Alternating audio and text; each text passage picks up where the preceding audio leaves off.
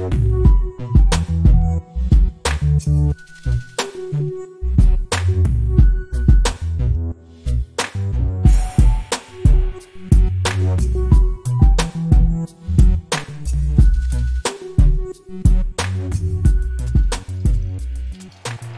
and welcome to 21st Century Vitalism. I'm your host, Brett Kane.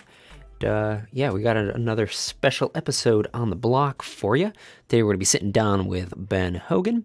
You may not know him, you may do. If you do, you're in luck.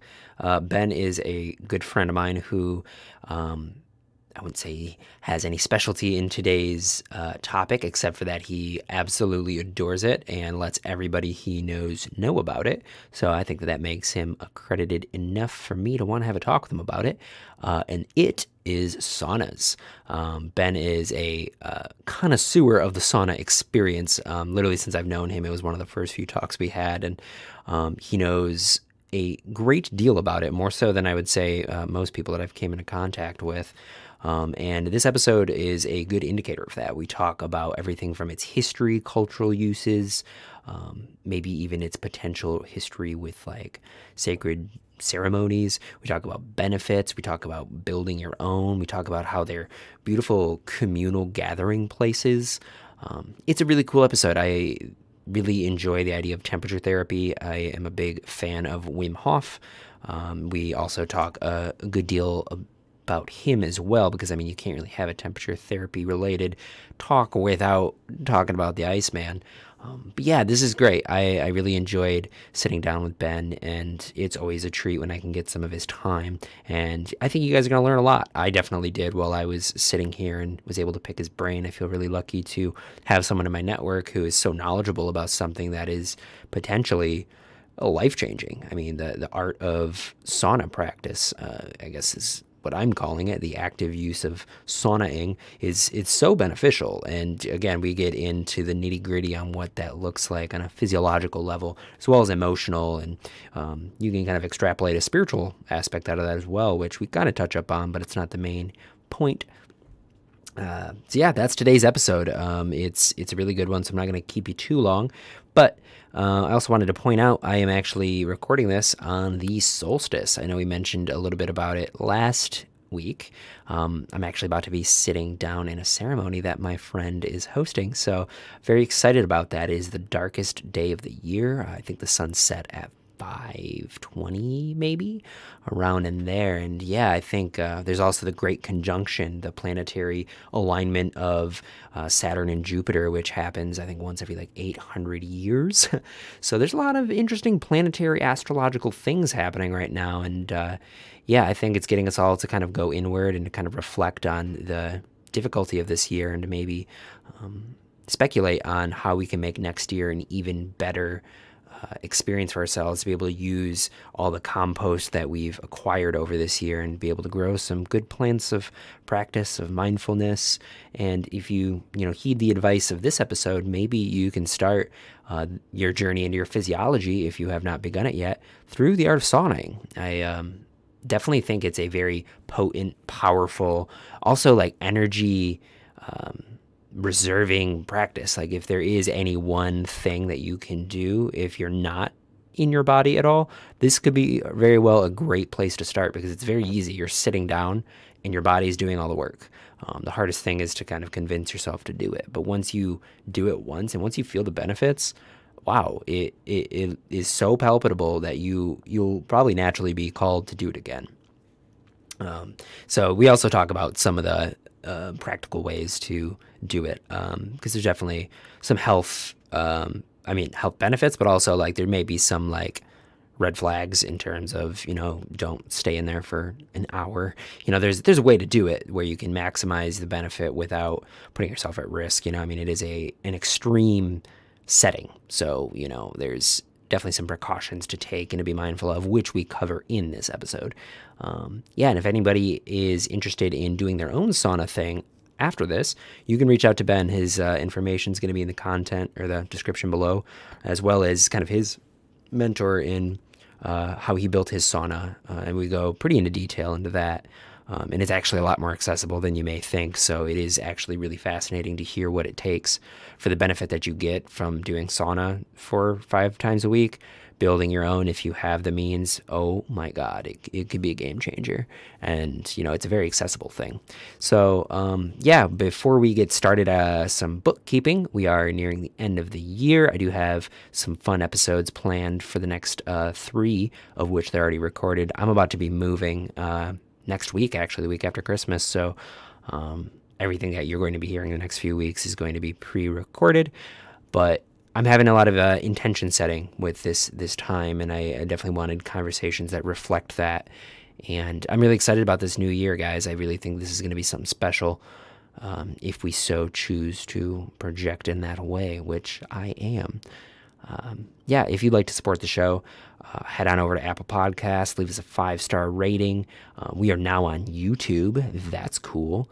So subscribe, like, comment. I know that that's really annoying to hear because everybody says it, but it really does help algorithms and reach more listeners, more people to talk with. It's just a good thing if you're passionate about the idea of wellness in the 21st century and think this show has potential. Then I encourage you to jump on board in some capacity. Reach out to me. The email address is 21stcenturyvitalism@gmail.com.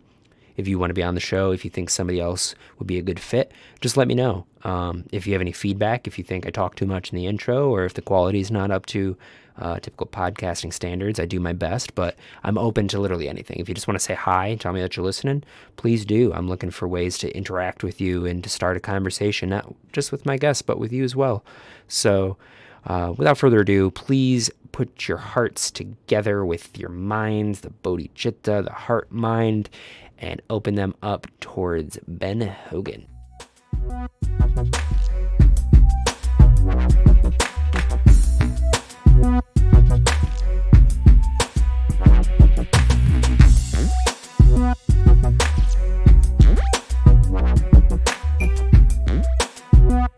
Hello and welcome to 21st Century Vitalism. How are we doing on this fine evening? Hey Brett, it's good to be here. Yeah, I had you in mind when I first started the show. I was looking at a list of people that I was like, they just have something really unique to share, and you were on that list because actually I think it might have even been the last time I saw you. We were at the sauna, and hearing you talk about it with such passion and fervor, it really implanted the idea in me that like, oh, I need this in my life.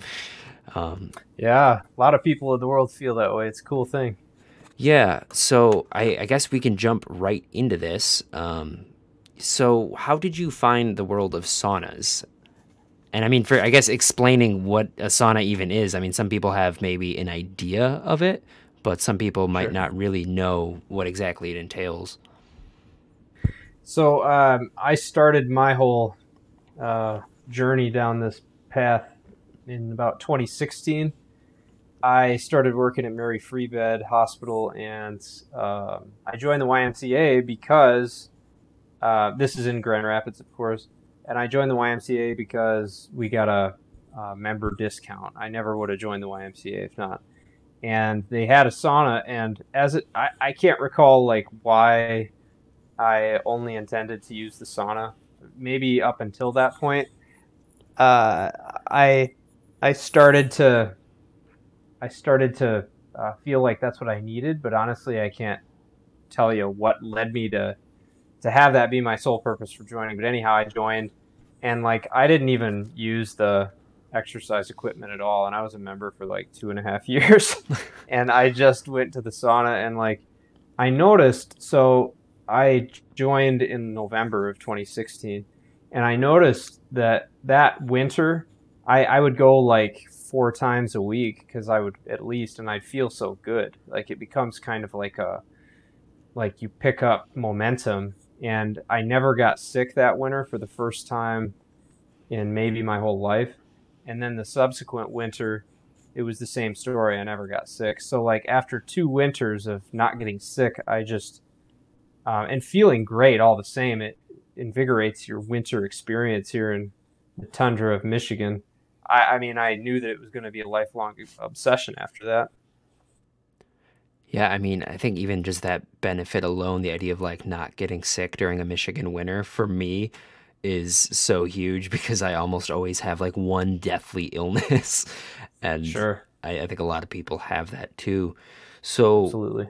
you don't really know what exactly inspired you to utilize the sauna, but like what was that first experience for you like? Like I know that when I did it, I don't have a lot of experience in like public gym settings or public bathhouse type deals. And for me, it was definitely like it felt like stepping into a different world a little bit where like there was an established kind of culture and like rule like shared agreements that were unspoken. Like how did Yeah. you navigate into that space and like what was that first experience like? Did you kind of know how to do it safely or No, I really had to. So I think whenever you're talking about any heat therapy or cold therapy, you're breaking a lot of comfort barriers because some people I've heard them say like, well, I don't like to get hot or I don't like to get cold. I mean, I don't know if anybody does, but the point is that you feel good afterwards and you have to kind of, I mean, I had a few times where I started, I was staying there too long or whatever. I think anybody who like uh, goes into these things can speak to how they found their balance. It's usually by like just negative experiences tells you not to do that again. And I don't know, like in regards to the social aspect of it, I mean, like the YMCA, the saunas, it's a public sauna, and you can probably fit like 10 people in there. So like, um, I think you see other people and what they how they use it. Some people do it before a workout. Some people do it afterwards. In my case, I didn't have a workout, so didn't have to worry about that. But yeah, I kind of made it my own thing, and I mean, I was doing it so many times a week that like didn't take long before I was like dialed right into it. hmm. Yeah, and I also feel like in our society, unless you are plugged into a public gym type setting, like there's kind of like a weird thing. And like I actually had like a little bit of aversion in me in the idea of like sitting in this hot box with all these people I didn't know. Everything is wet. And Yeah, there's this kind of like, I don't know what's sweat, I don't know what's steam. And I could see yeah, unless you like have been in that experience and have felt the benefit and understand the sanitation behind it, I could see it being like a yeah, little off-putting. But like, do you know like yeah. how they keep these kinds of things sanitary? I mean, especially in such a public, widely used thing. I don't, and I mean, I don't want to bash the YMCA, but my experience was that they didn't really clean the wood. I don't know, like they just cleaned the floor. I think, like from my knowledge, from owning my own sauna now, like you can treat it, once a blue moon with like neem oil or something, but that's more for the treatment of the wood. I'm not really hip on the like how you would actually go about disinfecting a sauna. I think one of the benefits of using the many types of wood that can be used to build a sauna is it's naturally it doesn't tend to carry the uh, the fluids that it's exposed to. I Yeah. think, and combine that with the heat, drying it out all the time. I don't know that many things can survive in a typical, it's referred to as a Finnish sauna to answer your earlier question of types.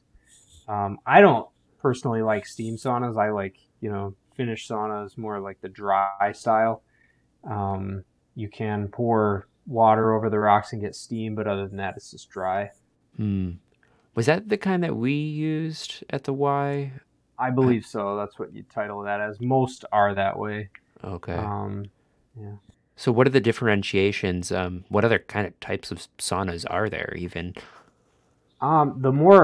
To my knowledge, the more prehistoric saunas were referred to as smoke saunas, where, and those are still used today. You can, from what I know about them, the older school smoke saunas, you basically, as the name implies, it's more before the advent of using a stove. You just like start a fire in a small room Wow. and let some of that smoke escape, but capture a lot of it. And it depends on the kind of wood that you burn. And then that's almost becoming like part of the aesthetic is basking in the smoke. Hmm. That's an older type, but I mean, by and large, I think you're going to find majority of them are, yeah, like wet saunas, in which it's more of like a steam environment. They're not as hot, but the finished saunas are the ones that are typically like, your 170, 180-degree dry heat that you can add steam if you so choose. Got you. Do you know if the sweats sauna is that kind or sorry, the sweat, the smoke sauna, is that kind of like the sweat lodge that Native Americans would utilize, or is this kind of I something different? suppose. I, Okay. I think it could be, yeah, likened to that. I mean, the other really cool part about all of this is like how many cultures in the world, from how far back up until now, all, or not all, but most tend to have some kind of heat therapy. Um, be it, what we're talking about, or there are some other terms for the same thing. But yeah, I think they all utilize one of those ways. Um, don't know how you can do it much else. Yeah. So when you said Finnish sauna, you said that that's like the most standard. What about? I, I mean, it obviously has some ties to Finland, as I'm imagining. Were they kind of the ones that originated what we would consider the modern sauna then? I believe so. Yeah. I mean, for such a small country, I'll add in a fact here. There's 5 million residents in Finland and estimated to be over 2 million saunas. So there's almost a sauna for every other person in Finland, and that tells you something. Like they're all about it, and it's like all of Northern Europe tends to be all about it as well. And that just that influence alone, it being so big in that region of the world, spreads to everywhere else. And yeah, it's kind of cool that everywhere else in the world can at least say, "Hey, we know about this small country's tradition." Yeah. Is that, do they have so many of them because it's colder there, or have they picked up on like the inherent health benefits before people, or how is that like influenced with their culture? That's a good question. So, based on my research, the first saunas were have been discovered as if saunas. It's not like an archaeological dig can find an old sauna, because what they used to be is just like a dirt mound and rocks and things just piled on top of each other, and there'd be a fire in the middle of it. So it's not like, I don't think anybody knows when they were first implemented, but over time they became known as a holy place because they were thought to dispel diseases and to save people from certain things, and also just the general aspects uh, of its cleansing nature. I think is well received for anybody who uses them. And so historically, the women even gave birth in the sauna. Um, in a lot of places, you don't talk while you're in there. It's somewhat of a kind of a holy place. Hmm. So Do you know, and I mean, this might be out of the realm of what you've studied, but I mean, in considering something like a holy place and the nature, the extreme nature of the experience, and I say extreme because it's kind of, I mean, it's not what most people typically have as a part of their daily regimen here in the United States. Is there a chance that people are having like kind of like mystical experiences? Because I mean, I know with like sweat lodges, I mean, I mean, you're in there for hours, and I've been in a mhm. few, and I've had like visions, and like you enter this like really liminal state. Do you think that that kind of also imparted into their idea of it being a holy place? Yeah, I mean, and also I can speak from my own experience. When I first started going, like the health benefits were one aspect of it, but also the mental clarity that you gain afterwards, much like you're saying. But I think it's derived from, when you get that hot, if you have any concerns on your mind, which is what most Americans I think could speak to, that they have something on their mind all the time, you can't remember what you're mad about when you're sitting there for 15, 20 minutes in 170-degree temperatures. Like you just can't. And so it removes you from those attachments that you typically have. And by doing so, it kind of forces you to reflect in a higher way on the nothingness that so many religions attempt to get you to do. Kind of as a segue into all of that. Wow. Yeah, I'm definitely always about like physiological changes that we can promote in our bodies that bring us to like elevated states. And I kind of like the Yeah. idea of like burning away the neuroses for that 20 minutes, like the idea of burning Yeah, something away. It's like that for like sure. Kali energy. And Hmm. I could definitely, I mean, that was my experience too. Like it really brings you to the full present moment because it's such a heightened state that like you're just there focusing on breathing and Hmm. not falling asleep because if you do, then you're gonna not be okay. Yeah, right. Yeah, So, it's true. what exactly? I mean, we've talked a little bit about the where and the when, but like, what about the why? Like, why would anybody want to put themselves in 170-degree uh, temperature? I mean, outside of just that melting away of the neuroses, which I mean is a pretty big thing, but what are the supposed health benefits that you've researched and then you've actually experienced yourself? So I'm gonna go through them one by one. This could take a while, but this is probably the most. If I were listening to this interview, I'd say that this is the part that I glean the most from because these studies are just amazing what they found, and I'll go through them one by one. So there was a 2017 study that looked at around 600 or 1,600 men from the ages of 42 to 60.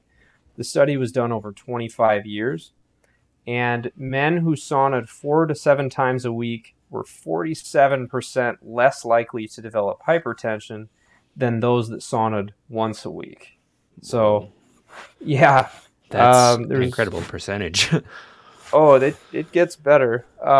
In 2015, there was a study done over 20 years, once again, which is really impressive that these studies are done over such long periods of time. You know, it makes it kind of like irrefutable at that point. This study involved 2,300 Finnish men. The other nice part are the sample sizes of these. You know, they're over large populations. Once again, 4 to 7 times per week versus once per week. There was a 66% reduction in dementia and Alzheimer's. Mhm. 66%. That's Uh, wow.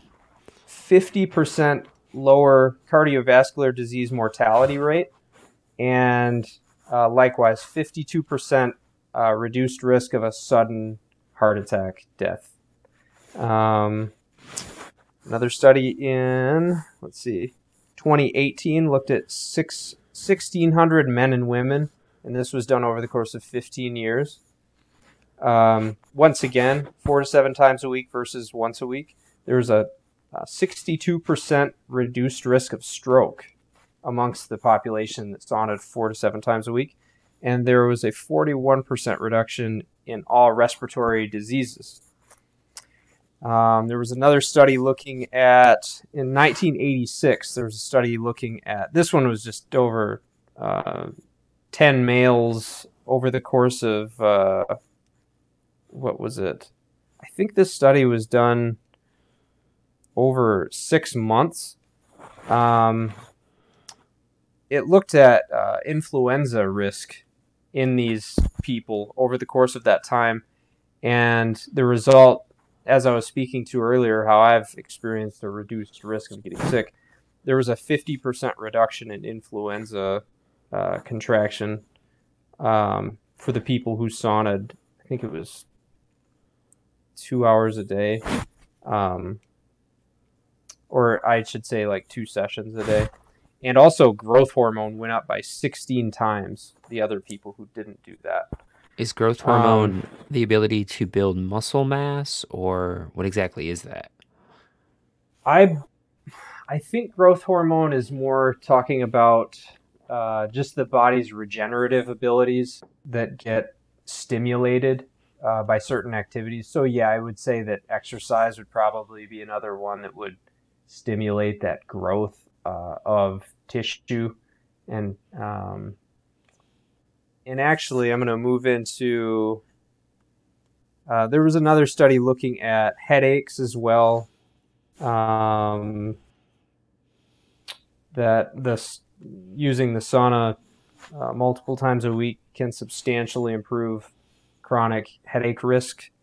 In all of these things, so reduced arterial stiffness, reduced arthritis because it brings blood to areas of the body that don't typically get it, including skin. So skin, joints, ligaments, those things get a huge benefit from the sauna. It actually reduces LDL cholesterol, which is bad, and increases HDL cholesterol, which is good.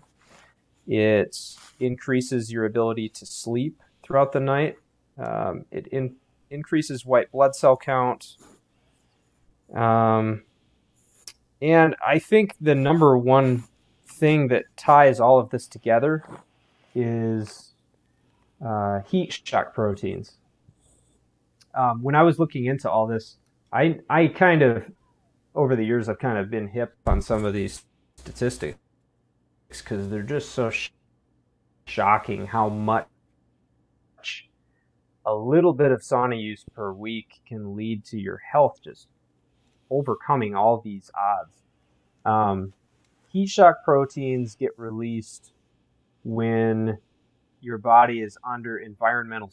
Actually, that's just, I believe it's because some of the first studies looking at them looked at heat as the contributor.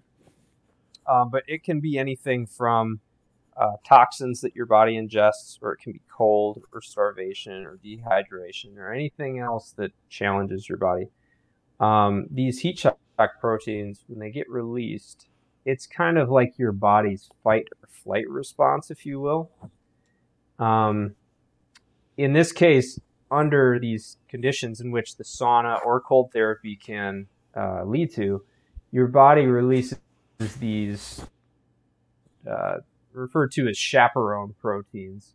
And what they do is they help your body to more effectively build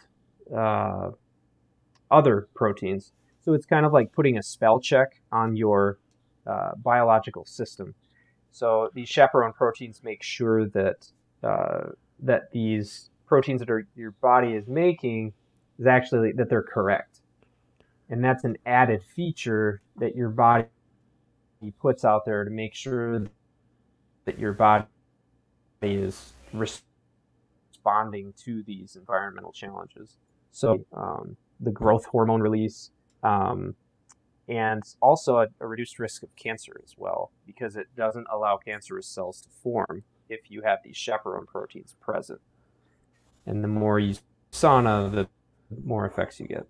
So I think that's my long-winded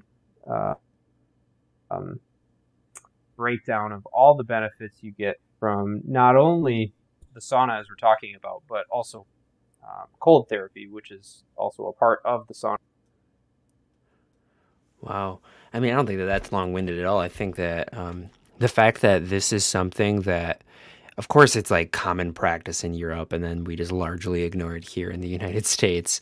I'm not sure why we tend to do things like that, but the fact that there's something that's so easily accessible and frankly kind of quick, it's like kind of like a low energy kind of solution to so many of the problems we face, and we don't utilize it. It kind of boggles my mind that this isn't more popular.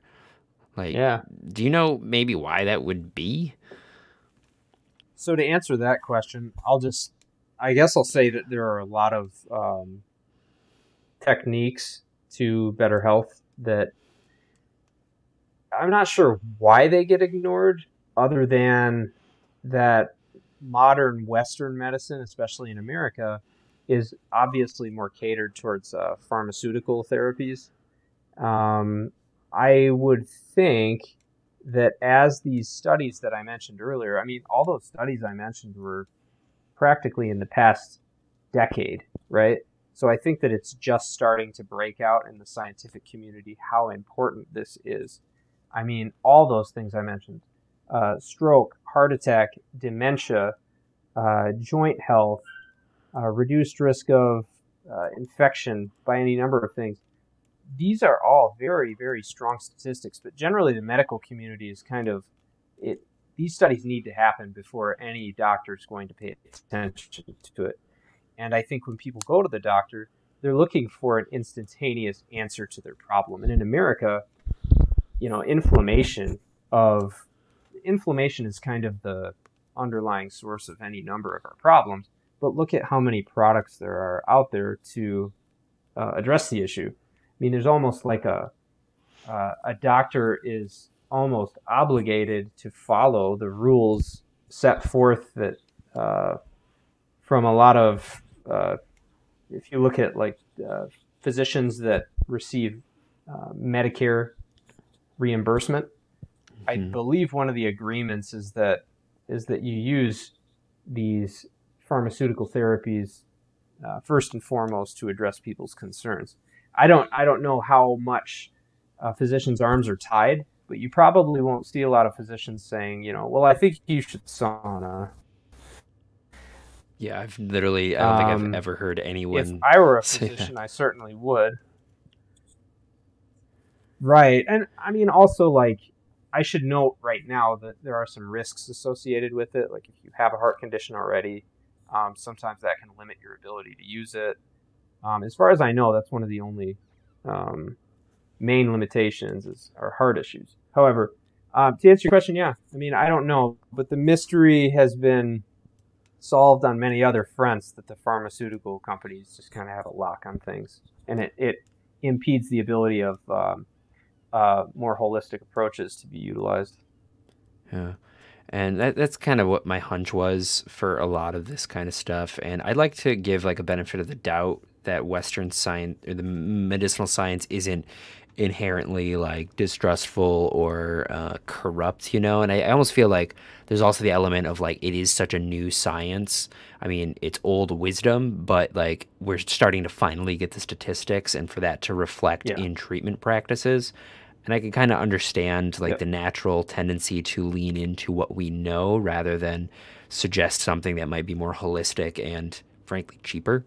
So I don't want to. I find myself on this show always throwing Western medicine under the bus, and I don't want to create that constant narrative.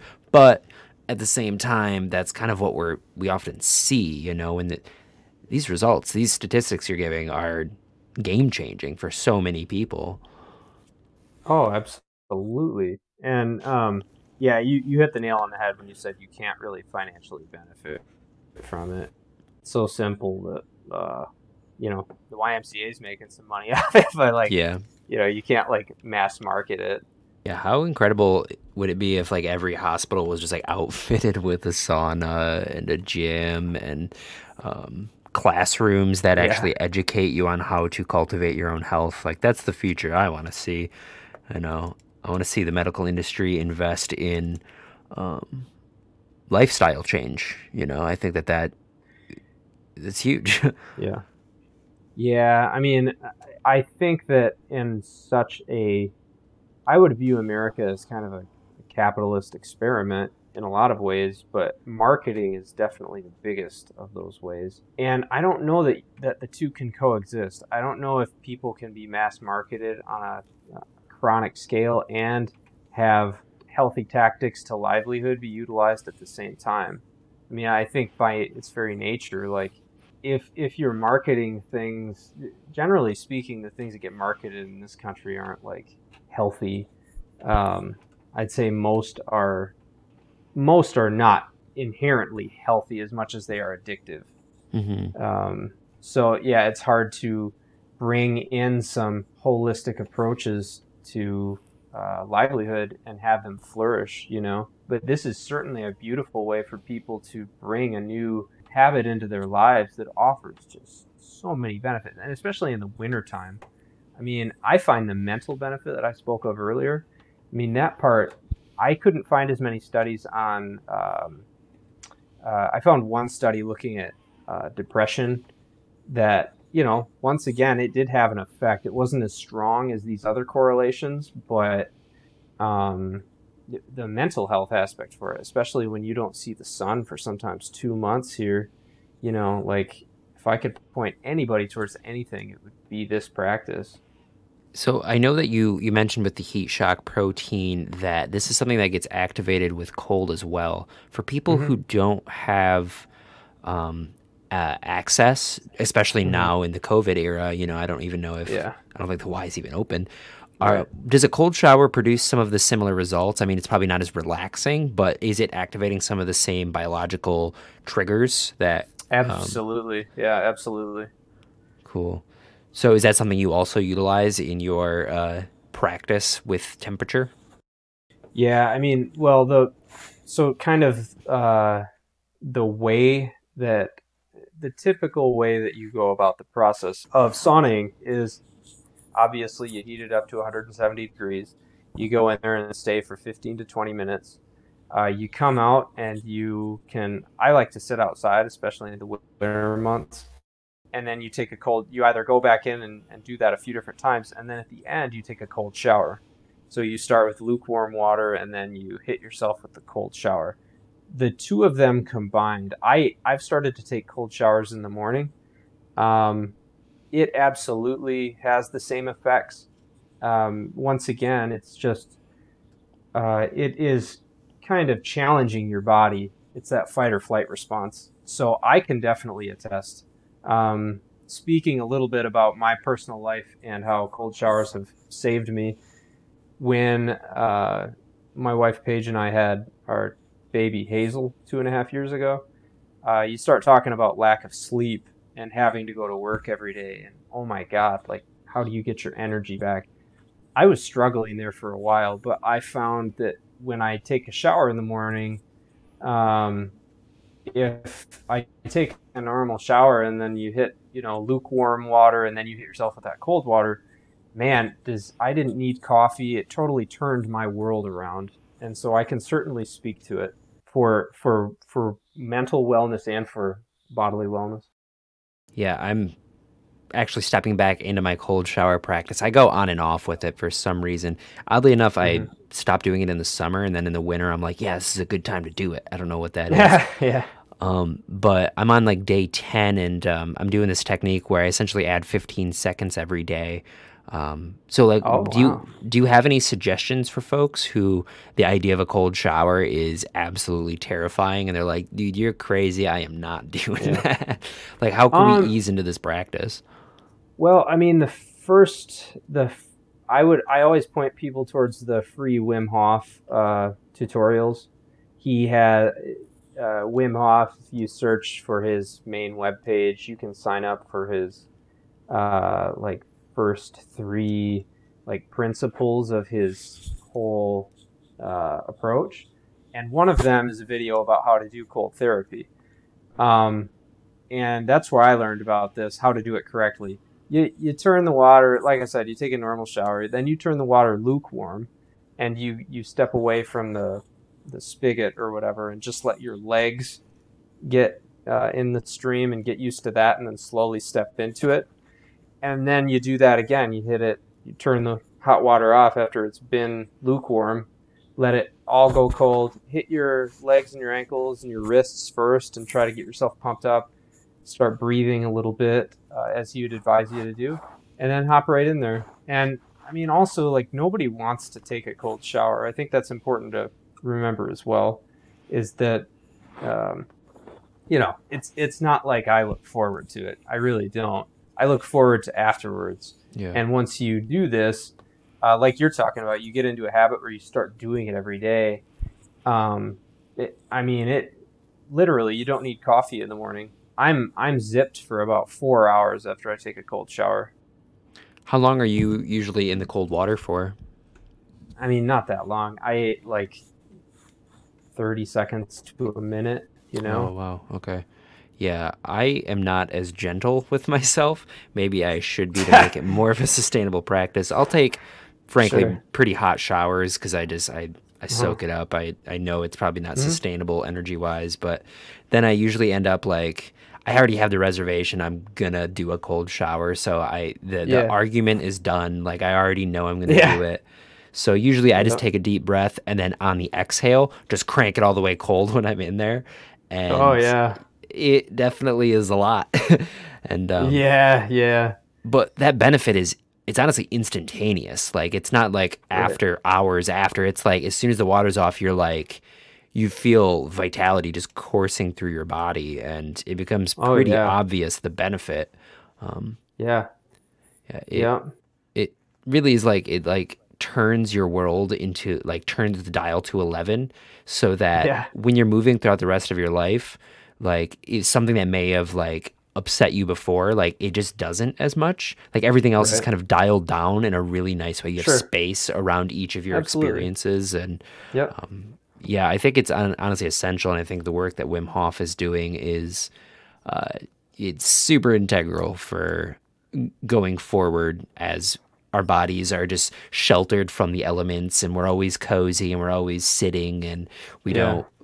don't we don't put our body through any stress, and I think that that's integral for maintaining mental well-being, you know. Yeah. Do you know his story about how he got started with it all? Like, it's kind of interesting because do you know that at all? Wasn't it something to do with his wife passing? So I believe they had three kids, and she actually committed suicide. And so, like, he was just hit with reality. And I think in interviews, he said that he didn't, like, he started to get into, I don't know exactly how he started to discover these Buddhist monks uh, going in the mountains, you know, with little to nothing on and surviving.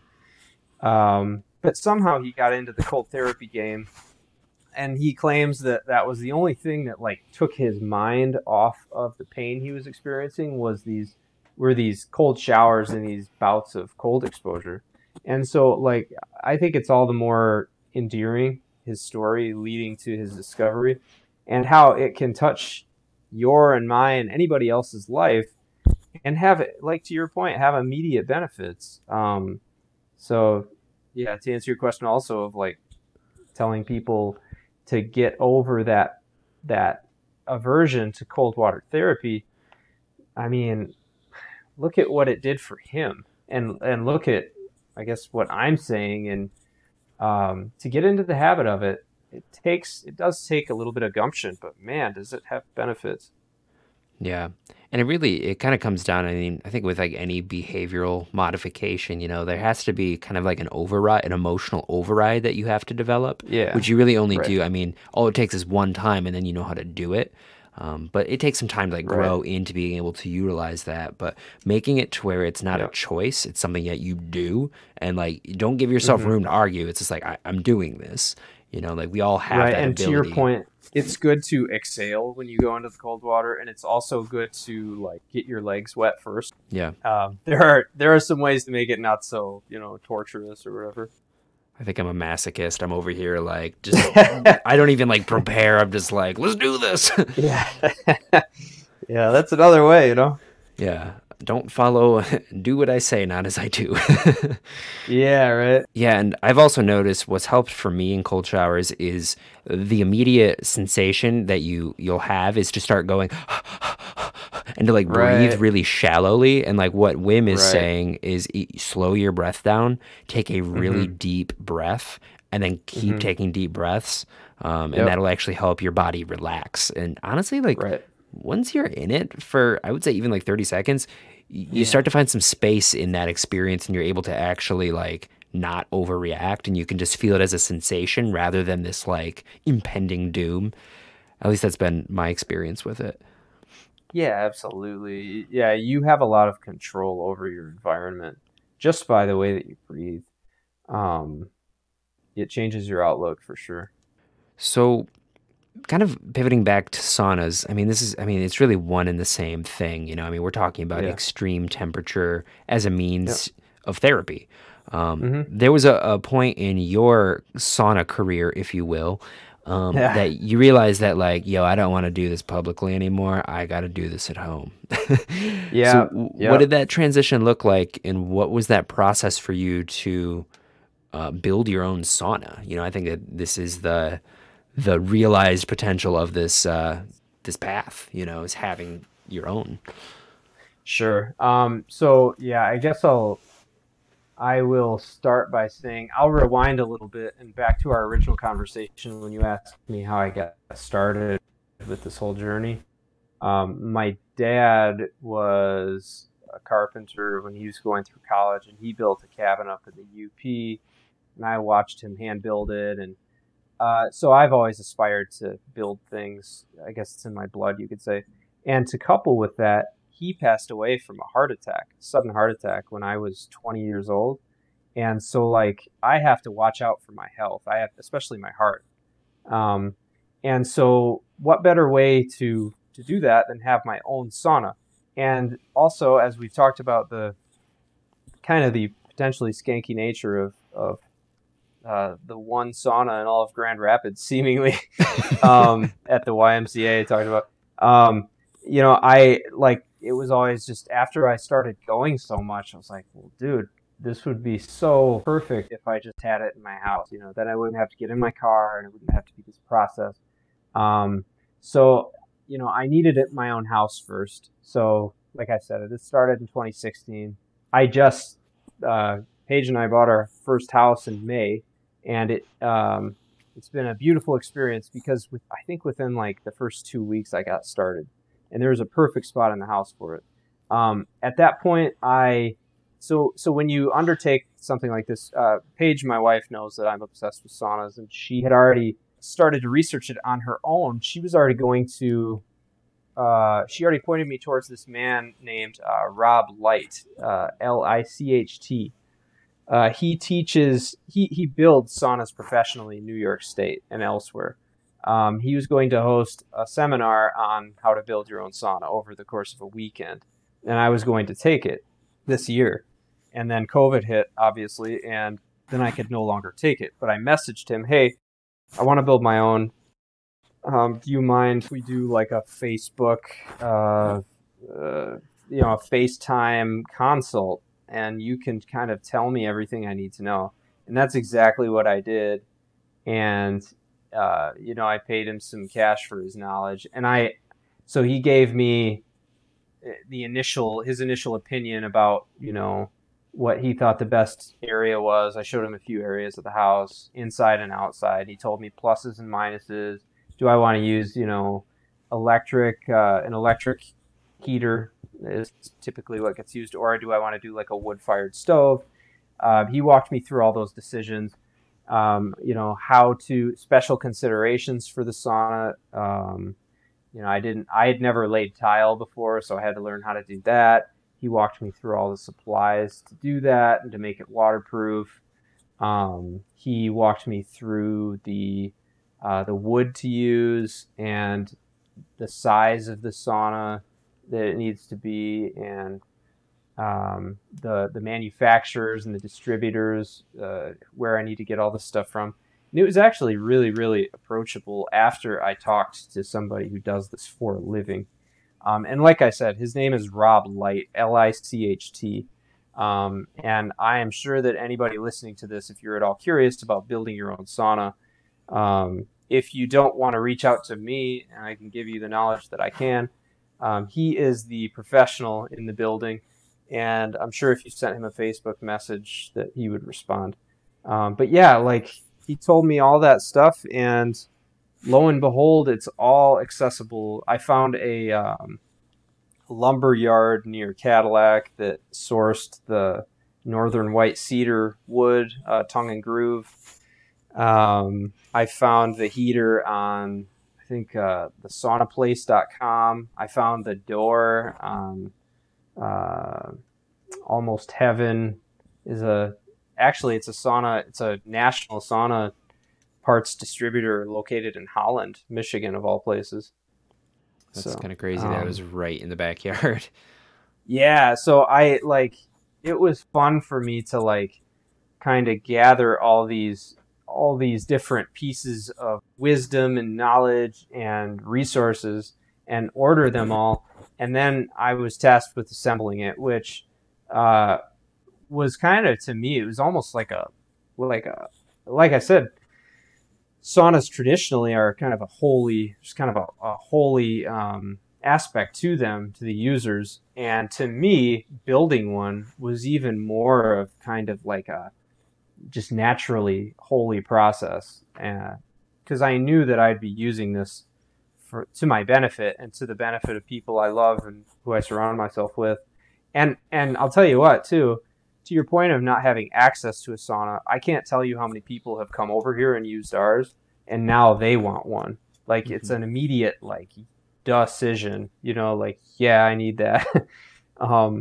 And so to anyone who's curious about it, especially in the COVID era with all these health benefits, one of which is a highly reduced risk of infection by any number of things, it's a great idea to think about.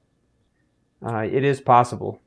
Well, yeah, I still have yet to come over and actually utilize it. I mean, I feel like it's been on the horizon, but now with COVID and the fluctuation between how bad it is and whatnot. But when we're talking about accessibility and people's ability to do this on their own, I mean, obviously you have to own a house, so there is the floor that you have to address pricing wise. But what are we talking about? I mean, on average, you don't have to like say what you spent specifically, but like, is there a bracket or a window that we're talking about for pricing for all the materials, time, labor? Yep, you're gonna spend about $3,000. I mean, at least. Oh. And mine's about like 2,500, $3,000, I'd say. Mine's about, I think, like, it gets actually, so it depends on, I think it gets measured in like cubic meters or cubic feet, because you have to account for like the size of the room as well as the height when you're talking about like how much material you need. I'll just keep it to square feet. 20 square feet is where you start. I mean, that's a pretty small sauna, and that's, I think, what mine is about 20 square feet. Is that like 4 people? Yeah, you can fit. I mean, technically, you can fit like 6 people in there if you were all friends, Yeah. But yeah, like you're talking about a smaller space. The heater's going to be at least 700 if you want to go with an electric heater and you want to get it new. Actually, the glass door, you can do a wooden door and you can try and build it yourself and all this, but it needs to be thick enough to retain the heat, and a glass door is nice just so it doesn't feel claustrophobic. The door was like 300, and it's another 300 to ship it, actually. So, and then the wood is going to be, for me, it was like 700 for that tongue and groove. But yeah, if you want to do a more elaborate one, it's going to be more. And to your point about owning a house, you don't necessarily need to own a house to build a sauna. The guy who I consulted with, Rob, he actually has a sauna on wheels, in which he took a little trailer, and he does these all the time. If you look on his Facebook page, it's pretty impressive. And actually, that's on my to-do list, like long-term goal, to have a mobile sauna. So like if I come visit you, I'd be like, hey, I brought my sauna with me. Come on in, Yeah. How cool would that be? That would be so dope. Plus, you could like sell them as well. I mean, not just for the sake of money, but just like for the sake of like spreading a really powerful therapy tool. Oh yeah. Wow, that's. I honestly, my idea was like somewhere around 10 grand. So to hear you say 2,500 to 3 is like, oh, whoa, this is actually really doable. Yeah. Wow. Yeah, it is. I didn't know. Like I said, I really didn't know anything about the process of building it, be it materials or expertise or what have you. But like I said, after I consulted with Rob and kind of learned the ways, it was surprisingly doable. I mean, I think you'll end up paying more if you have somebody build it for you, Yeah. But if you want to do it yourself, you've obviously got to have the tools and stuff. If you don't have the tools, you can tack another $400 on there, because you got to use like stainless steel nails, and you've got to have a nail gun and an air compressor, and obviously the tools to cut wood. And yeah, it's not for everyone, but man, is it cool once you build it, you can enjoy it. And like I said, you improve your own health as well as everybody around you. Yeah. It's like a fountain of well-being that like the entire like tribe that you're a part of is able to plug in. And Hmm. And I mean, honestly, you could even, if you're so inclined to like reach out to other people who you know would be using it a bunch and like all go in on one together. Like I don't Yeah. think it has to be just because it's in your house, like solely Right. yours. I think a Yeah. Yeah. communal, Absolutely. Yeah. and I'm sure You you know. probably use it every day, if not every other day. So when I don't have the duties of caring for a toddler, I will be using it every day. Yeah, that's real. um, I'm already planning on like I've already thought about how cool it's going to be or how much it's going to be a part of my life for the rest of my life.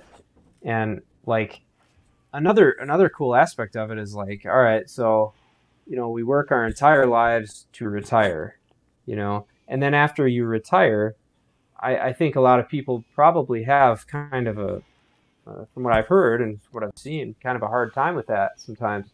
But how cool is it to already have an established practice that takes up? I mean, if you go back and forth from in the sauna out, in the sauna out, um, I mean, that can take 2-3 hours.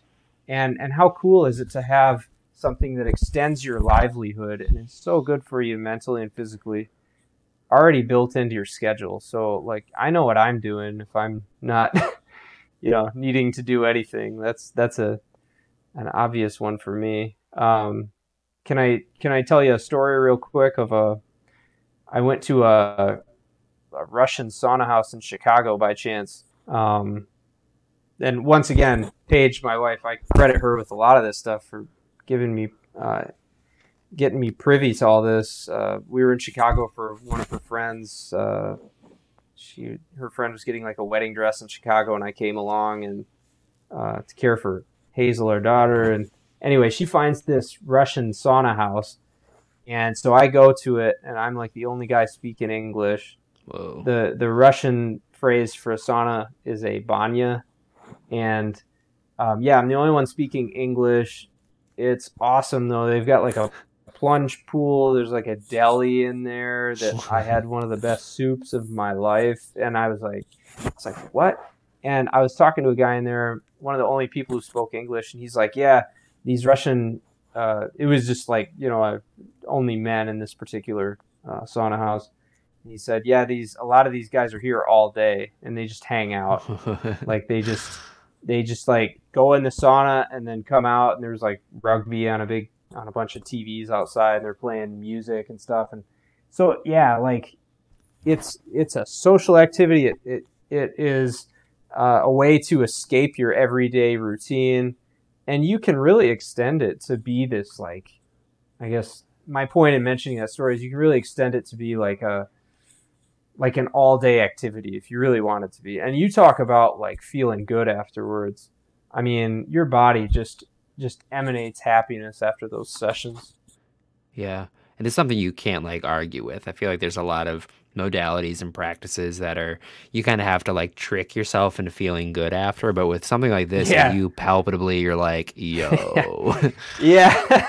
Yeah, that's why I never went upstairs in the Y. I just went to the sauna. It's like, Yeah. You're like, I don't really need to work out to feel good because I could just sit here for 20 minutes and I feel great. So, right. Everybody would laugh when I told them that. They're like, so were you upstairs earlier? And I was like, no, I just come right in here and then I leave after. yeah, and that was my experience going in there too. It's the only time I went there, and I would rate it a good time, but I didn't use any of the facility. No, why would you? Somebody in Grand Rapids needs to start a sauna house. Not sure Yeah. who, but somebody out there, please start it. Yeah. I mean, I really like the idea of it like being like a community center. Like what you just described Yeah. sounds so cool. Like we have pools and Mhm. hot tubs for these things, but like, Yeah. I mean, I just don't think that those serve as much of a health benefit. Like y'all are getting healthy together. Oh yeah, dude. Like, I mean, there's no comparison. And plunge pool, like Yeah. we've been talking about cold water therapy. I mean, the two go so well together. And talk about skin health, man. I mean, the sauna obviously has those good benefits, and I didn't even mention the benefit of expunging toxins from your body. But then you go into the cold water afterwards, and that water is like 50 degrees, and it tightens your skin up. And man, that practice between the two, I mean, you'll find some people, I'm sure, who have been sauning their entire lives in Finland. They probably look like they're like 30 and they're really like 50, Oh, because your skin is it's a living organ, you know, and you have to, the way that you care for it every day is hugely important as to how it can remain. Like it's trying to think of the phrase. It could be its like plasticity, like yeah. how much it's allowed to fluctuate. Hmm. So yeah, I would gather that most folks who are doing this on a daily basis, their lives are just enriched. Um, Yeah. Well, I and mean, sorry, I was gonna say, I mean, the nature of working out is like you have to move muscles, and you to move the body is to lubricate the body to make it more pliable, right. to make it more Hmm. responsive. So, like, how do we do that for our skin outside of manual therapy? So, I mean, there's like the myofascial stuff, but the physiological change of it tightening and then loosening, the fluctuation Sure. of that, it's like doing reps for your skin. And Yep. also, I mean, the skin is known as the outer layer of the brain. It's a sensory organ. Hmm. Like, so all over your Interesting. entire skin it's it's detecting the world, and it is very, very closely related to the brain. Hmm. So like I could see like with the mental health, by making it more receptive to the world by Hmm. the polar extremes, I think that probably Sure. does give a lot of credence to the mental health benefits. Oh yeah, and might I add that Finland is every, I don't know how many years running, has been listed as the happiest country in the world, and you know you wonder why. Um, Talk about people who know how to live. Yeah.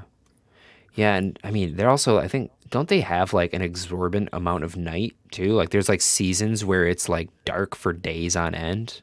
Is that Finland? Absolutely, yeah, So absolutely. I mean, yeah, keeping high spirits in that, like they had to, I mean, they probably developed a relationship with the sauna just out of necessity for coping with, I mean, that kind of environmental situation. yeah. There's I don't know how I got this far into the interview without mentioning the concept of sisu. Are you hip on that? No. So sisu is a saying in Finland, and it's actually their like national motto. It's hard to define.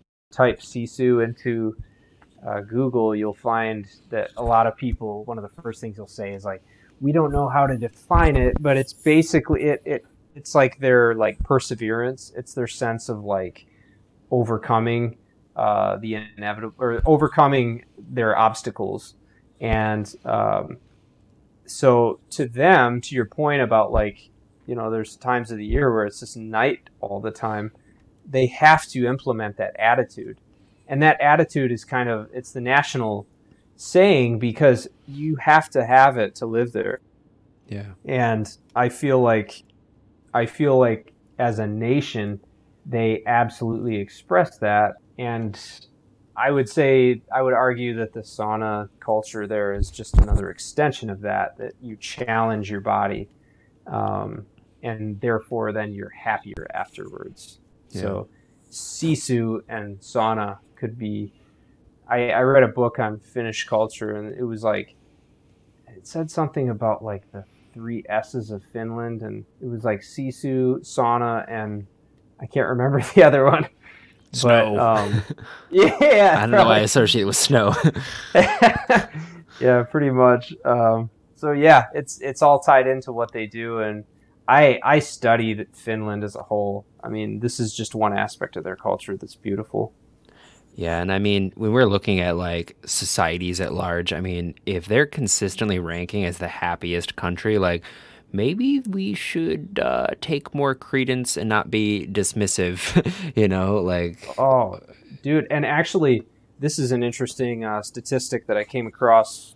I think for the first time ever in the developed world. So uh, the heart is kind of the Achilles heel of the human body, right? Most people pass, unfortunately, from complications involving the heart. hmm. Um, for the first time ever in a developed nation, I think it was cancer overcame issues with the heart as the main cause of death in, Wow. I think it was in, I want to say it was in Norway or Sweden or one of those countries. It might have also been in Finland, but I mentioned that because um, we're talking about the sauna hugely affecting heart health, and it could potentially be argued that their practice of hot and cold therapies have led as a nation to a much lower incidence of heart issues. Um, that now it's almost like you change the human design. You're almost like hacking the human design in that way. Yeah. Whoa. And I mean, even if you look at like the studies that Wim Hof is doing, and I mean, I Yeah. strongly encourage anyone who's listening who hasn't looked into Wim Hof. I mean, I don't know how you haven't heard about him, but Right. like he has very real grounded science, like doing a lot of studies with him, and like Hmm. that's one of his claims is that like this is going to be the cure for, like heart disease, and like if we Yeah. could save all of the people in America who die from heart disease every year, or at least a quarter of them, like how Yeah. I mean that would change the psychology of this country. The amount of trauma that's Absolutely. created by losing people from this phenomena, like if we can change our relationship with our hearts, whoo boy, we're that's huge. Yep. Yeah, it is. And it's something like I think we all know someone or have a relative that, passed away from something involving their heart. Um, and I think, in their honor, everybody should investigate the topic a little further. Yeah. And this talk of sauna and cold water therapy is just one aspect of it, but it's such a accessible aspect of it that is just waiting for your, everybody needs an impetus to start this, but I can speak from my experience. It's totally worth your time and effort and energy to look into it deeper and to just, if you can't find a sauna, then even if you have to build one, and there are people out there who want to teach you, and you can totally improve your life and those around you at the same time. Yeah. How long like was the entire process of building the sauna for you? And I know you have a lot of things that you're balancing, but like Sure. do you say it's like a month investment or a little bit longer? I mean, if I didn't have any other responsibilities, once I started, I couldn't wait to finish. And so I mean, yeah, a month. I think mine took like 2 months or so, or maybe even like two and a half. I had to learn electrical work. Like I said, I had to learn how to like lay tile. There were a lot of things that I had never done it took longer because I needed to learn. Um, but like I said, I felt like it was it was my own holy experience in a way, and every step of the way it expanded my knowledge base, and so I think at least a month. But yeah, if you're a carpenter or something, it might even take just 2 weeks if you kind of are more familiar with these techniques. Yeah. A lot of it was like waiting for things to arrive too. Yeah. Yeah. Um, you know, Yeah. And I guess what I'm pointing at is like, even if it was 6 months, that is sure. such a short amount of time for the potential benefit that something like this can bring to your life and your community. Oh Like, yeah, it honestly yeah, is a no-brainer. I mean, you literally sit there and reap yeah, benefits. yeah, yeah. I can't think of many other things that are like that. And I mean, it is essentially it's like I've also heard that there's a benefit, and I can agree with this that okay, go on a run. You're taxing your knees and your hips and your ankles, and you get those same benefits. You get that endorphin rush. You get that. I'm sure there are some shock proteins that get generated from that activity, but it's with your heart rate. You go from like 0 to 60. You start running, and your heart has to like pick up real quick and sustain that heartbeat. With the sauna, it's a more natural way to do that because you're kind of like it's kind of like a gradual increase. You know, your body has a chance to like, okay, it's getting hot. Okay, it's getting hot. You know, holy wow, it's really hot. But your heart beats at the same rate as it would if you went running, and you're not taxing your joints. Right. So I mean, I could make that argument too. Yeah. Do you think, I don't know if this is really within your area of expertise, but like, isn't that kind of a benefit of running by like increasing your heart rate variability by like taxing it really fast and then letting it chill? Doesn't that kind of give it the ability to bounce back, or is it actually not the key to cardio health? Oh, I'm sure that you could definitely say that that's one of the benefits. I think I was more speaking to it more from like the standpoint uh, of an older person who might not be as like, it's just more approachable, like it's more friendly to your body, and so it's even more accessible. You know, it's far more accessible than most of these other exercise regimens. I mean, like, I had to come to that on my own conclusion with exercise a long time ago, like we've been talking about. Like, I didn't ever want to do it, but like you were saying earlier, I definitely want to just go sit down and like let the heat drip my worries away. Like, that's this beautiful thing. Yeah. I definitely wanted to sit down, that's for sure. Like that. Yeah, God forbid, you know? Yeah. And it's kind of amazing that we went this long without even talking about just like, it feels good to sweat. Like the heat itself is a thing, but like when you're literally just dripping buckets, like that is a cool sensation. And I think that, I mean, it just it's so good for the skin. And like, we don't have that really, we don't have any means to do that unless you're seeking a sauna out, you know? Right. Especially in the wintertime. Like I can't say enough about like, I think it's referred to as the sweat reflex and what that does. It's a whole chain of events that happens in your body that leads to sweating, but how necessary it is. And I mean, once again, talk about skin health. How it's almost like your skin is breathing at that point on a deeper level. And how many months do you go without sweating in the wintertime sometimes? Yeah. You know? Yeah. And it's just kind of like you don't miss a beat. You know, you keep your body in tip-top shape that way. I think our bodies were meant for heat therapy. Yeah. Yeah. I mean, I think in general, they were just meant to take on a lot more demanding forces. You know, they were designed to exist in nature, often without clothing, you know, and that's kind of what Wim says, is that like us wearing clothing all the time is actually really bad for us because we're sheltering ourselves from natural forces that kind of evolve us, that kind of make us stronger and more resilient. You know, so the more that we can put ourselves in these demanding positions, the more we step into our birthright of being connected to the earth, you know? Yeah, God forbid. I was just having a fun time imagining like the first like cavemen sitting next to a volcano, like sweating in the wintertime. Yeah. Well, I mean, they have like hot springs. You see monkeys doing it. You know, they're just lounging. Good point. Yeah, so I mean, but yeah, that would be an interesting visage to see, you know, like one of the cavemen just inching his way closer and closer to like the sweet spot of heat around lava. You know, it happened, you know. We learned that it was bad through experience. So who was it that figured that out, you know? Yeah, be like, hey guys, just come right here. It's actually pretty good. This is it. Oh no, you stepped too far. You're on fire. Like, oops. Dang it. No, that's a risk. Don't get close to that sauna heater. You know, it'll touch you. Okay, that's a good warning too.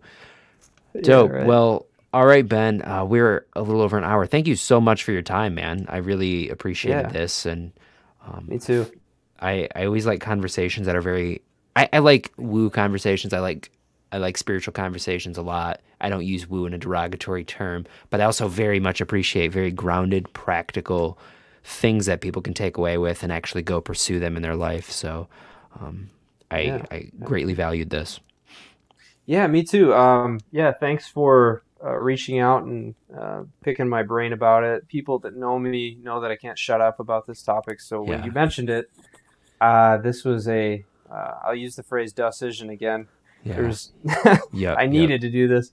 In closing, if anybody wants to check out more information on how to do this on your own, feel free to reach out to me. Ben Hogan, or this fellow I mentioned, Rob Light, Licht, to learn more about how to build your own. Cool. And I'll definitely have that in the description. I don't know if you want to share your email or just have people Facebook you, but whatever your preference, I'll have all the links down below, and maybe even something on like Wim Hoff too, just so we're not just talking about this, figure, this mystical phantom character. Yeah. Though he is a mystical character for sure. So yeah. Awesome. All right, Ben, thank you so much. Have yourself a great evening. All right. You too, Brett. Cheers. Cheers.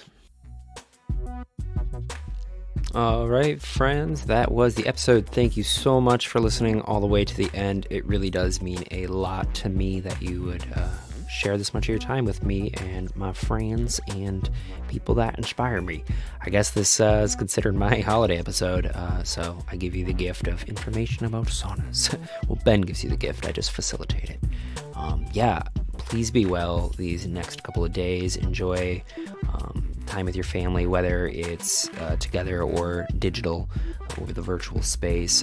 Whatever means you can, just be kind to yourself. Make sure you get some rest.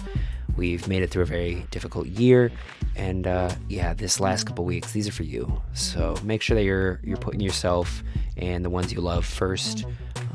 Unplug from media if you can. I am going to continue saying that forever until the end of time. We should just be unplugging from traditional news sources at this point. But be well. I will see you next week at the same time. I have another wonderful episode on the way. Currently editing it as we speak, so the content will not slow down, even though there's a lot going on in my life. All right, be well, friends.